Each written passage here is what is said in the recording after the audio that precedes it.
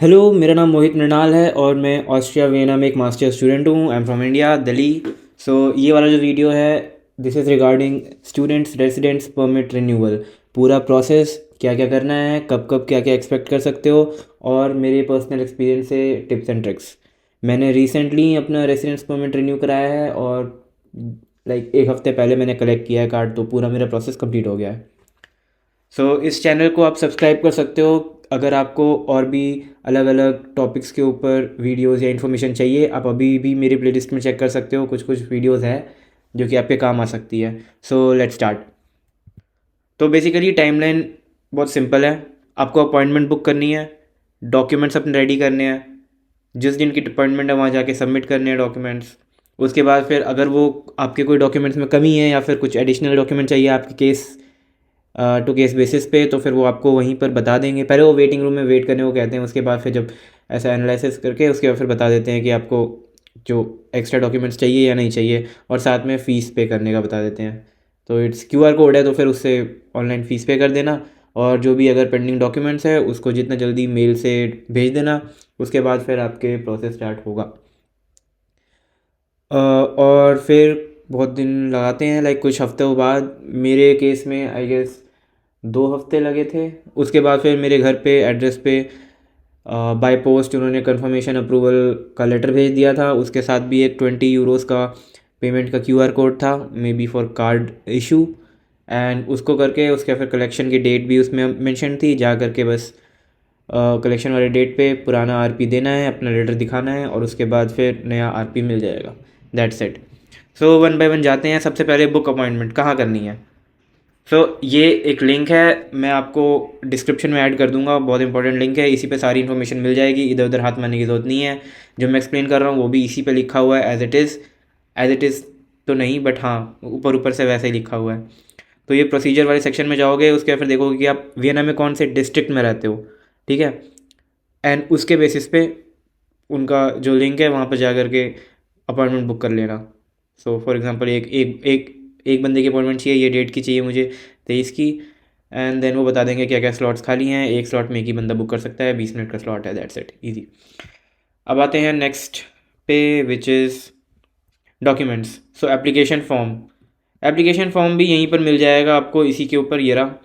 इसको डाउनलोड करके भर लेना। बेसिकली ये सेम फॉर्म है जो कि आरपी एप्लीकेशन जो हमने ऑस्ट्रियन एम्बेसी में दिल्ली में अप्लाई किया था वो ही लगा था, वो सेम फॉर्म है। बस इसमें ऑब्वियसली फ्रेश अप्लाई की जगह रिन्यूअल पे टिक कर दोगे। And then enrolment confirmation, enrolment information sheet and transcript.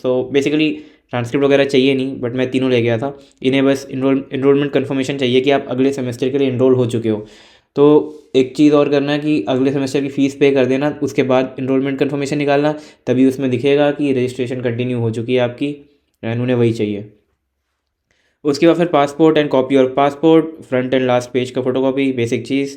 Mail digital and copy, वही जो आपका रेसिडेंस रजिस्ट्रेशन जहाँ पर आपका है, ये तो आप पहचान ही गए होगे, हर चीज़ में चाहिए यहाँ पर तो ये। उसके बाद फिर हेल्थ इंश्योरेंस कंटिन्यूशन। बेसिकली आपने अगर ई कार्ड बनवा लिया है तो आई गेस ई कार्ड से हो जाएगा, वरना वेबसाइट पे पढ़ लेना। मैंने तो क्या किया था कि वहाँ पर ओजीके के हेडक्वार्टर में जा कर के एक लेटर होता है जिसमें कि वो लिख के देते हैं कि your insurance is continuing with us and active है वो, बेसिकली। तो वो मैं लेके गया था, मैंने उन्हें दिया, बट उन्होंने बोला कि इसकी ज़रूरत नहीं है, बट रिक्वायरमेंट्स में लिखा हुआ है और ले जाना अगर हो सके तो। रेसिडेंस कॉन्ट्रैक्ट, तो आप जहाँ करेंटली रह रहे हो वहाँ का रेसिडेंस कॉन्ट्रैक्ट, जिसमें कि मेंशन होगा कि आपकी ये ड्यूरेशन क्या है। मिनिमम 3 महीने का होना चाहिए वो। ये सब वेबसाइट पे भी लिखा है वैसे इनकी। तो मिनिमम 3 महीने का होना चाहिए वो। उसके अलावा जो उसका मंथली कॉस्ट है वो एक बार कंसिडर कर लेना, क्योंकि वो बहुत इंपॉर्टेंट है हमारा जो प्रूफ ऑफ फंड्स दिखाएंगे उसके लिए। जब उस पर आऊँगा तो बताऊँगा। Then declaration of no loans. Basically एक लिंक मिल जाए आपको केएसवी सर्टिफिकेट निकालने का, शायद 25 या 30 यूरो लगते हैं उसके। बट इसके अलावा आप ये भी कर सकते हो जो मैंने किया था, कि आप एक A4 शीट पे लिख दो कि एक डिक्लेरेशन, बेसिकली 2-3 लाइन की, कि me I Mohit Mrinal, passport number ये, हैविंग रेसिडेंस परमिट नंबर ये, has no loans of any nature in Austria, and नीचे अपना साइन, कॉन्टैक्ट डिटेल्स, ईमेल वगैरह वगैरह। बस इसको लिख करके दे दिया था मैंने एक डिक्लेरेशन। एंड मुझे KSV की ज़रूरत नहीं पड़ी। तो ये भी कर सकते हो। बाकी सेफ़ रहेगा कि आप KSV सर्टिफिकेट निकालो। ये एक तरह से सिबिल स्कोर ही है इनका। नहीं, सिबिल स्कोर तो नहीं, बट हाँ हिस्ट्री बताता है, बहुत कुछ है। एंड फोटोग्राफी कहते हैं कि लेटेस्ट होनी चाहिए। जो आप 1 साल पहले इंडिया से खिंचा के लाए हो वो मत यूज़ करना, क्या पता डिले हो जाए एप्लीकेशन, या बोलेंगे नहीं न्यू फ़ोटो चाहिए वगैरह। तो यहाँ पर आप जाओगे तो कई सारे मेट्रो स्टेशन पे लगा होता है वो फ़ोटो बूथ ना, तो उसमें 10 यूरो के निकल जाते हैं 4 photo right at the spot. वहाँ पर आप फ़ोटो खींचेगा और प्रिंट कर देगा। अगर आपको नहीं पता तो शॉर्ट एंड टॉर स्टेशन पे भी है, मैंने तो वहीं से कराया था। बाकी अब आते हैं बैंक स्टेटमेंट में। तो इनके क्राइटेरिया साल ब साल चेंज होते रहते हैं। रिक्वायरमेंट्स में जा कर के देखते हैं। अ, कुछ करीब इन्हें चाहिए होता है, ये रहा। अगर आपकी एज 24 से ऊपर है, जो मोस्ट प्रोबेबली होगी, तो इतने पर मंथ चाहिए। एंड जो हम्म, आपका रेंट है वो अगर इससे ज़्यादा है, फॉर एग्ज़ाम्पल आपका रेंट है 500 यूरोज़ पर मंथ, तो आप इसमें से इसको माइनस करोगे, ठीक है। उसके बाद जो अमाउंट बचेगा उसमें आप अपना रेंट प्लस करोगे, फिर जो अमाउंट बचेगा उसको 12 से मल्टीप्लाई करोगे, and then that's the total amount that you need show. आप ज़रूरी नहीं है कि यहाँ के ही बैंक अकाउंट में दिखाओ, इंडियन बैंक अकाउंट में भी दिखा सकते हो। मैंने तो अपना कोटक के बैंक में दिखाया था। एंड लेटेस्ट स्टेटमेंट होनी चाहिए, लाइक जिस दिन आप स्टेटमेंट निकालो वो at most 3 days before the date of your appointment होनी चाहिए, तो उसको एक्सेप्ट कर लेंगे। That's it. तो बस ये सारे डॉक्यूमेंट लेके चले जाना। और इन केस ये तो मेरा स्ट्रेट फॉरवर्ड वाला प्रोसीजर था, जिसमें कि हाँ मैं यहाँ पर पार्ट टाइम जॉब नहीं कर रहा हूँ वगैरह, या फिर मुझे कहीं और से सोर्स ऑफ फंड नहीं दिखाने।